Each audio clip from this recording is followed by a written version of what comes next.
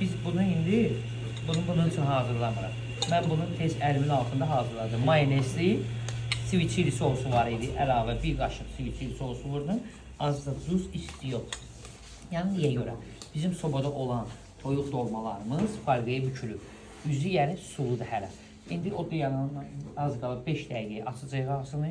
Folqadan çıxartıb bunu onun üzərinə çəkib başqa listə qoyacaq sobaya. Bir 8 dəqiqə 10 dəqiqə.